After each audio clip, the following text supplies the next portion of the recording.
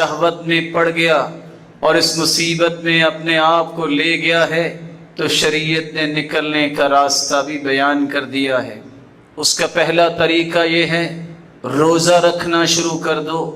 اللہ کے رسول نے فرمایا کہ روزہ رکھو، علیک بالصوم فإنہ لہ وجاء، جیسا کہ دوسری روایت میں آتا ہے روزہ رکھو گے اس سے شہوت کا علاج ہو جائے گا۔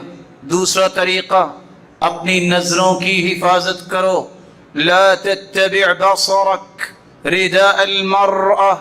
علاء ابن زیاد رحمہ اللہ فرمایا کرتے تھے اپنی نظروں کو پھیر لو اور اپنی نظروں کی حفاظت کر لو، اور حدیث کہتی ہے ان لک الاولی ولیست لک الاخری، اچانک اگر نظر پڑ جائے کسی غیر محرم پر دوسری نظر نہ ڈالو، کیونکہ اچانک پڑنے والی نظر پہ گناہ نہیں، اگر دوسری پڑی تو گناہ ہوگا۔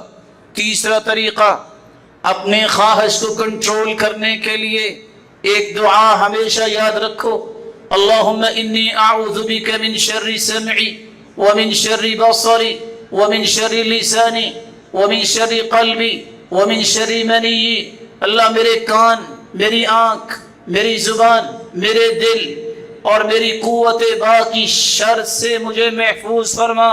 چوتھا طریقہ حرام چیزوں سے اپنے آپ کو دور لے جاؤ، ان الحلال بین والحرام بین، حلال بھی قرآن و حدیث میں واضح، حرام بھی قرآن و حدیث میں واضح، وبینہما امور مشتبہات، ان دونوں کے درمیان کچھ مشابہ چیزیں ہیں، لا یعلمہن کثیر من الناس، ان کو بہت سارے جانتے ہیں اور بہت سارے نہیں جانتے۔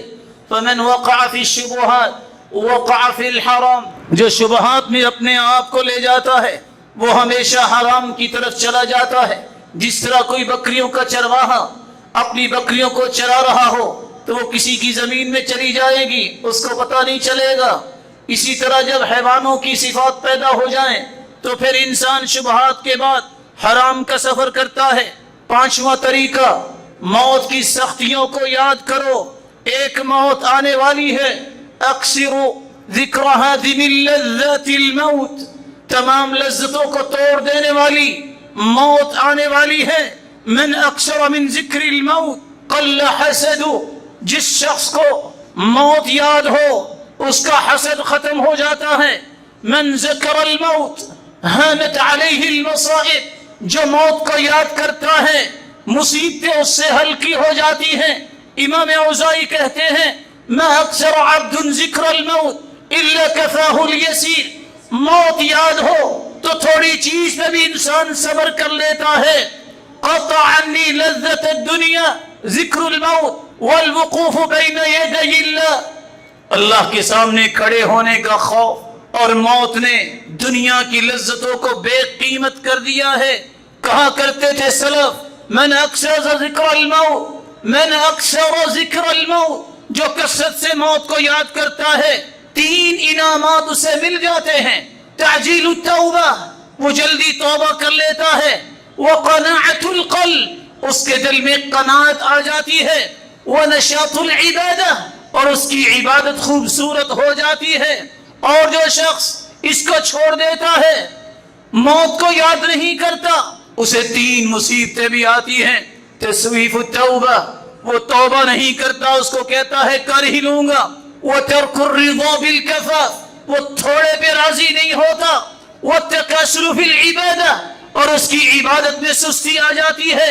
بشر بن حارث کہا کرتے تھے جب موت یاد ہو کبھی بھی دنیا کی یہ شہوتیں تیری طرف نہیں آئیں گی، اور موت جب یاد ہو تو پھر یہ شہوتیں تجھ پہ غلبہ نہیں پائیں گی۔ چھٹا طریقہ یہ ہے کہ انسان جنت اور جہنم کو یاد رکھے کہ جنت میں بھی لوگوں نے جانا ہے، کہیں میں محروم نہ ہو جاؤں، جہنم میں بھی جانا ہے، کہیں میں ان لوگوں کا ساتھی نہ بن جاؤں۔ ما رأيت مثل النار نام هاربها ولا مثل الجنة نام طالبها، رسول اللہ صلی اللہ علیہ وسلم نے فرمایا میں نہیں دیکھتا ایک شخص جہنم سے بچنا بھی چاہتا ہو سویا ہوا ہے، اور ایک شخص جنت کا طالب بھی ہے پھر بھی سویا ہوا ہے۔ بیدار ہو جائیے، اپنے افکار کو بیدار کیجئے، جہنم سے بچنا چاہتے ہو، جنت کا مطالبہ ہے، تو بیداری کی زندگی گزاریے۔ بیداری کی زندگی وہ ہے اللہ کی یاد ہو، قرآن یاد ہو، حدیث کی الفاظ یاد ہو، ان پہ عمل ہو اور اپنے فرائض کو پورا کرو۔ رسول اللہ صلی اللہ علیہ وسلم نے ایک 7واں طریقہ بھی بیان کیا ہے، کچھ دعائیں سکھائیں، ان دعاؤں کو یاد کر لو جس سے انسان شہوتوں سے بچ سکتا ہے۔ رسول اللہ صلی اللہ علیہ وسلم نے پہلی دعا یہ سکھائی، اللہم اکفنی بحلالک عن حرامک واغننی بفضلک عمن سواک۔ دوسری دعا، اللہم انی اعوذ بک من منکرات الاخلاق والاعمال والاہواء والادواء۔ تیسری دعا، اللہم آتی نفسی تقواها وزکیها انت خیر من زکاها انت ولیها ومولاها۔ چوتھی دعا، رسول اللہ صلی اللہ علیہ وسلم نے فرمایا، اللہم الف بین قلوبنا واصلح ذات بیننا واہدنا سبل السلام ونجنا من الظلمات الى النور وجنبنا الفواحش ما ظهر منها وما بطن وبارك لنا في أسماعنا وأبصارنا وقلوبنا وأزواجنا وذرياتنا وتب علينا إنك أنت التواب الرحيم۔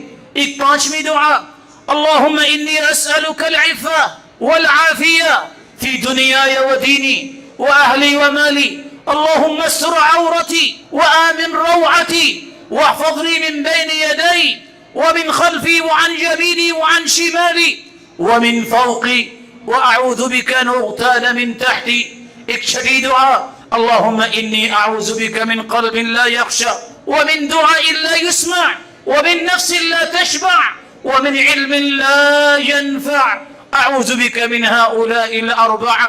ساتویں اور آخری دعا، اللهم اقسم لنا من خشيتك ما تحول به بيننا وبين معصيتك ومن طاعتك ما تبلغنا به جنتك ومن اليقين ما تهون به علينا مصائب الدنيا، اللهم متعنا بأسماعنا وأبصارنا وقوتنا واجعله الوارث منا واجعل ثأرنا على من ظلمنا وانصرنا على من عادانا ولا تجعل مصيبتنا في ديننا ولا تجعل الدنيا أكبر همنا ولا مبلغ علمنا ولا تسلط علينا من لا يرحمنا۔ اللہ ذوالجلال سے دعا ہے ہر قسم کی شہوت اور بیماریوں سے محفوظ فرمائے، اور اللہ ذوالجلال سب کی توبہ کو قبول فرمائے اور ہم سب کو جنت الفردوس میں جمع فرمائے اور اپنے دیدار کا مستحق بنائے۔ وآخر دعوانا عن الحمد للہ رب العالمین۔